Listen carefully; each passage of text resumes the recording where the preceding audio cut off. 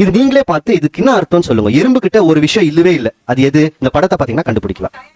இல்ல, இந்த படத்திலே இருக்கு. எறும்பு கிட்ட ஒரு விஷயம் இல்லவே இல்லை. இந்த படத்திலே இருக்கு. எறும்புக்கு காது இல்ல. இந்த படத்துல காது போட்டிருக்கிறோம். இது ஆன்டினா இல்ல, காது. இது ஆன்டினா, இது காது. எறும்புக்கு என்ன இல்லைன்னு பாத்தீங்கன்னா காது இல்ல. அதெல்லாம் கேட்கவே முடியாது. அப்ப எப்படி கண்டுபிடிக்கணும்? அதிர்வுகள், வைப்ரேஷன்.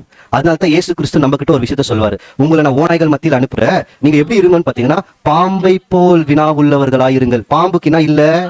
காது இல்ல. அப்போ நமக்கு இன்னைக்கு என்ன இருக்கக்கூடாது?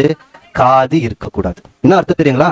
நம்மளை பத்தி எல்லாரும் என்ன சொன்னாலும், பின்னாடி புறம் கூறினாலும், தேவையில்லாதது பேசினாலும் நம்ம காதுக்கு அது போகக்கூடாது. எது போகணுமோ அது மட்டும் தான் போகணும். எது போகக்கூடாதோ அது போகவே கூடாது. எறும்பு அப்படித்தான். அது என்ன தேவையோ அது மட்டும் தான் எடுத்துக்கோ. அதனால தான் தேவன் என்ன கொடுக்கலன்னா காதே கொடுக்கல. அப்ப நமக்கும் என்ன இருக்கக்கூடாது? எதுக்கு காது இருக்கக்கூடாது?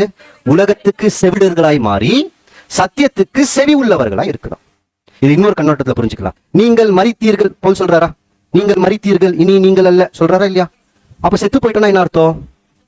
போனோம். இப்ப பொணத்தை எல்லாருமே பார்த்துருக்குமா? பொணம் வீட்டுக்கு போயிருக்குமா? இப்போ ஒரு பொணத்தை படுத்து வச்சிருக்காங்கன்னு வைங்க. நம்ம போயிட்டு அந்த பொணத்தை காரி துப்புனா அந்த பொண்ணை என்ன பண்ணோம்?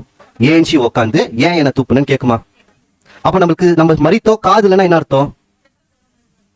இது தாங்க கிறிஸ்தவருடைய வாழ்க்கை. அதனாலதான் அது ரொம்ப ரொம்ப கஷ்டமான வாழ்க்கை. முடியாத வாழ்க்கை அல்ல, கஷ்டமான வாழ்க்கை. ஏன்னா உடனே மாம்சம் என்ன பண்ணனா, நம்மள ஒருத்தவங்க இப்படி சொல்லிட்டாங்கன்னா உடனே பேசும். வீட்டுல இருந்தே தொடங்கும்.